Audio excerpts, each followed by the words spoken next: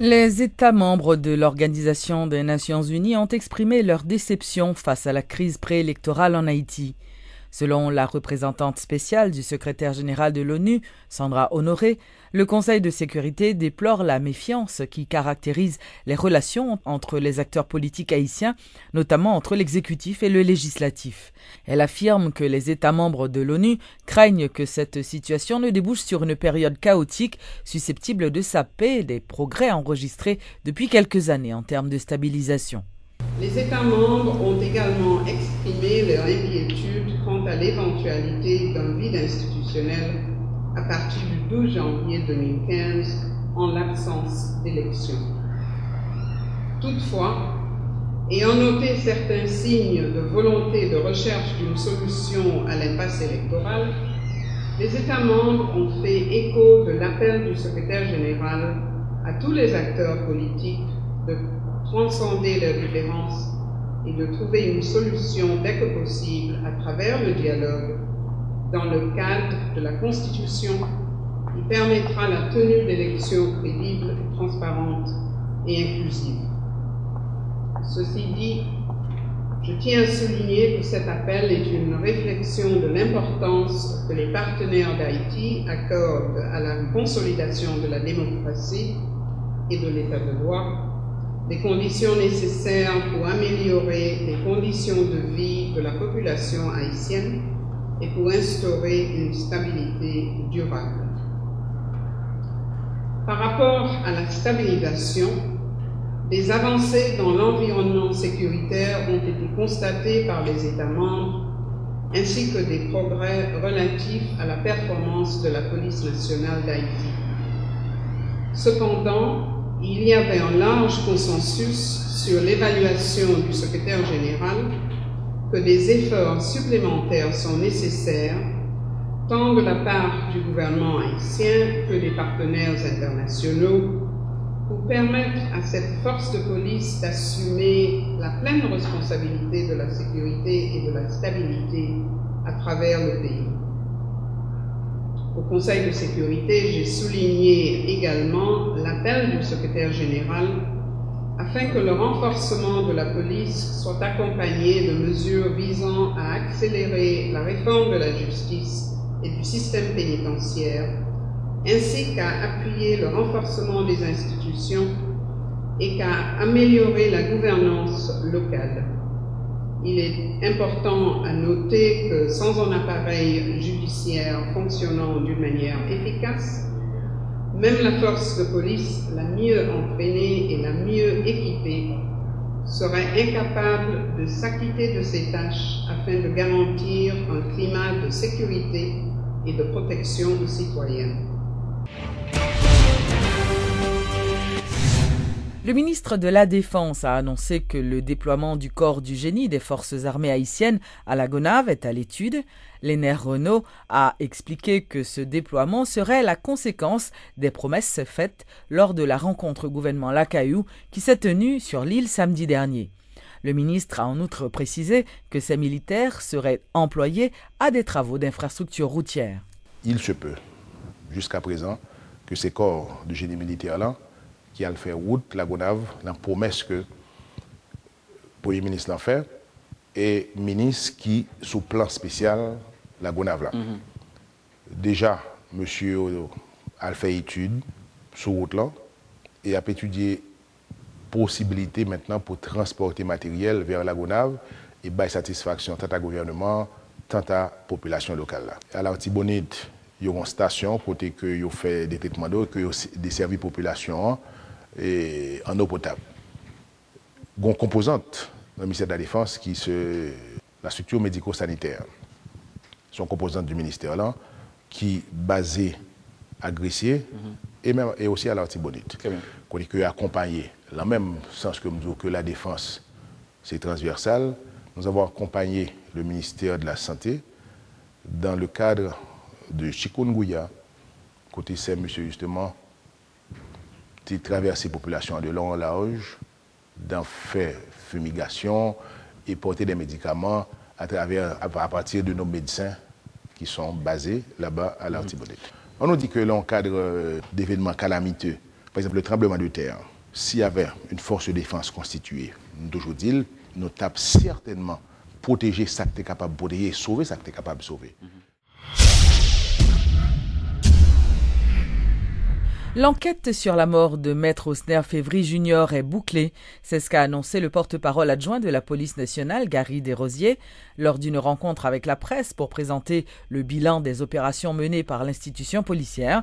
Il a révélé que le rapport d'enquête préparé par la DCPJ a été acheminé au cabinet d'instruction pour les suites légales. À savoir, dossier et Maître Osner Févry et Junior, et malheureusement jeune garçon ça, jeune avocat ça qui a 34 ans qui était perdu la ville là, et nous connaissons dans quelles circonstances, et nous sommes jeunes corps. Nous avons dit qu'au niveau de la DCPJ, rapport que nous avons mené, un rapport enquête là, l'enquête justement qui nous ouvrir au niveau de homicide également police scientifique, il est fini. Nous acheminons vers le parquet, probablement au niveau cabinet d'instruction. Et dès que le rapport, l'enquête, ça que nous menons, nous finissons avec lui, nous baillons la justice, nous comprenons que nous ne pouvons pas commenter un dossier qui déjà nommé la justice, côté que le cabinet d'instruction a traité. Mais au niveau de la DCPJ, pour le dossier ça, nous sommes capables de dire que nous finissons, nous faisons rapport pour le moment devant la justice. Je pense que les gens de là, l'instruction est secrète. Pour le moment, au niveau cabinet d'instruction, ce n'est pas nous-mêmes qu'on a pour nous dire exactement qui ça que nous joignons. Mais c'est à la justice qu'on y a les mêmes pour faire suivi avec l'enquête là parce que nous travaillons pour la justice. Le rapport là dit toute bagaille et c'est à la justice justement pour faire lumière.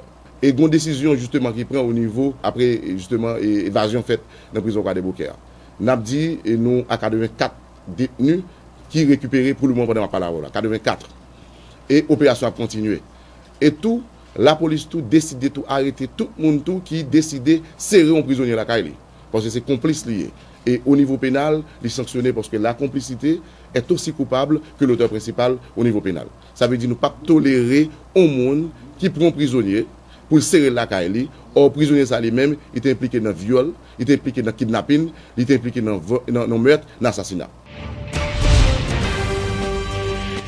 Lors d'une rencontre avec la presse ce jeudi, le ministre de l'Agriculture s'est dit satisfait des travaux de renforcement des berges de la rivière Grise. Jacques Thomas a présenté la deuxième phase de ce projet dont l'objectif vise à diminuer des risques d'inondation dans la plaine du cul-de-sac et des zones avoisinantes souvent frappées par les intempéries. C'est plus de 300 millions de gouttes qui étaient investies l'année dernière. Il y a 16 millions de gouttes que nous avons investis encore.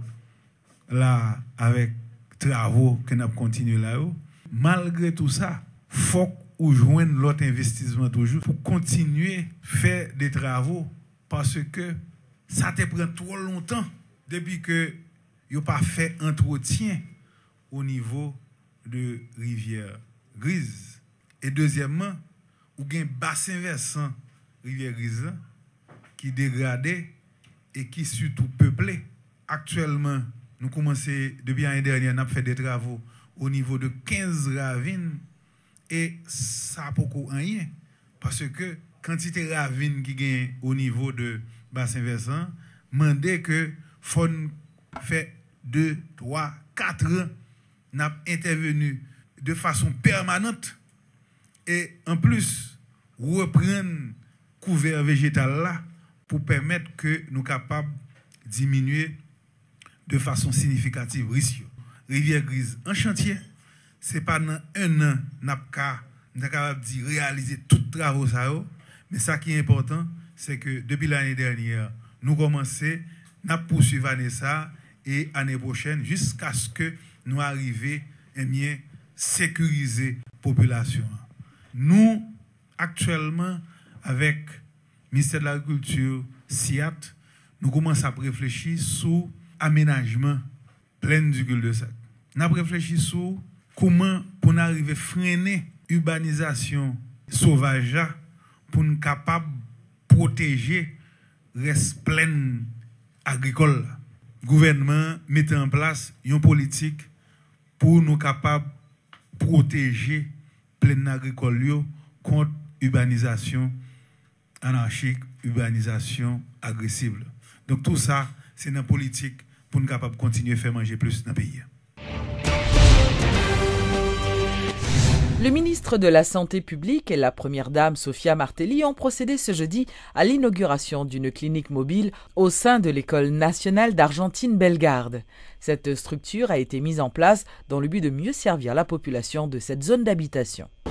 Moi, je voulais montrer engagement au plus haut niveau envers nous connaissons le président Martelly à prôner l'éducation.